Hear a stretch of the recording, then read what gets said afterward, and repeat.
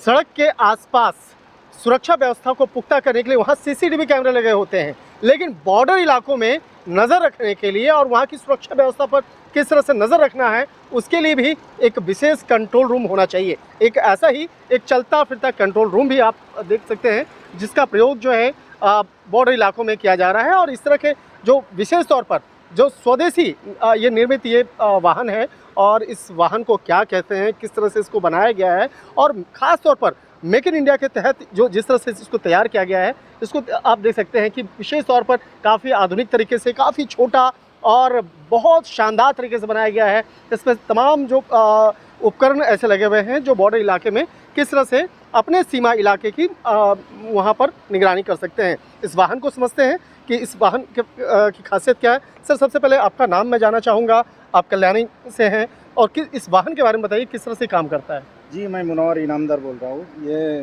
जो व्हीकल है ये Kalyani group of company Pune से डेवलप की गई है। इस कम्प्लीटली इंडिजिनस डेवलपमेंट है मेक इन इंडिया के तहत। ये अनमैन ग्राउंड व्हीकल है, 4x4 wheel and 6x6 wheel version, और ट्रैक वर्जन भी हमने डेवलप करा है। तो इसी का बेसिकली यूज़ होता है, ये लॉजिस्टिक पेलोड भी लेके जा सकता है, ताकि आर्मी का जो कोई भी ऑपरेशन होता है तो उसमें वेपन्स और सर्विलेंस के लिए भी, बॉर्डर पे सर्विलेंस निगरानी रखने के लिए अभी जो मैनुअली निगरानी होती है, तो ये व्हीकल वहाँ पे सर्विलेंस करता है कैमरे के थ्रू, और 10 किलोमीटर दूर से हम बेस स्टेशन पे वो सारा व्यू देख सकते हैं, ताकि हम स्ट्रेटेजिक कोई ऑपरेशन के लिए तैयार रहे।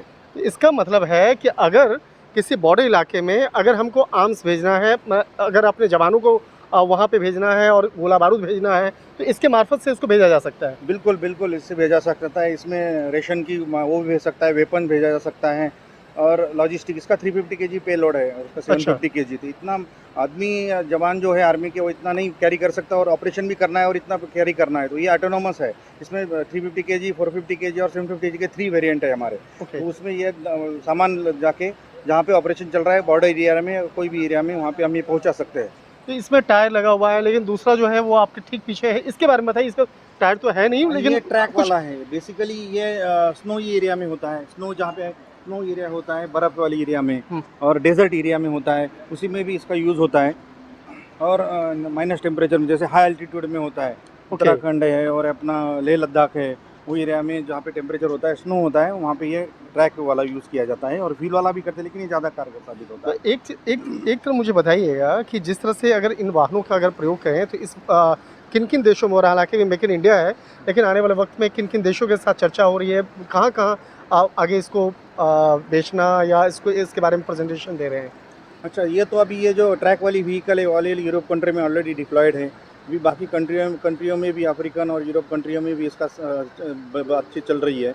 और व्हील वर्जन भी अपनी इंडियन आर्मी जल्दी ही उसके इंडक्शन होने वाला है, और बाहर कंट्री में भी इसके लिए डिस्कशन हो रहा है फॉर आर्मी के लिए। मतलब कहा जा सकता है कि आने वाले वक्त में इसको इंडियन आर्मी में देखा जा सकता है। जी बिल्कुल बिल्कुल बिल्कुल, आने वाले वक्त में ये बॉर्डर पे सर्विलेंस के लिए और अलग अलग ऑपरेशन के लिए यूज़ हो सकता होने का। निश्चित तौर पर कहा जा सकता है ये कल्याणी कंपनी के द्वारा बनाया गया है, लेकिन जिस तरह से ये आधुनिक तरीके से इसको तैयार किया गया है, स्टेशन की सुविधा भी इस वाहन में है। और कहा जा सकता है कि भारतीय आर्मी जिस तरह से दिन प्रतिदिन अपने आप को और आधुनिक करते जा रही है, आधुनिक वाहन का प्रयोग, आधुनिक यंत्रों का प्रयोग कर रही है, कहा जा सकता है कि इस तरह के कई ऐसे वाहन या आधुनिक उपकरण जो है इंडियन आर्मी में भी विशेष तौर पर प्रयोग किया जा सकता है। वीडियो जर्नलिस्ट प्रकाश गुप्ता के साथ शंकर आनंद, न्यूज़ 18 दिल्ली।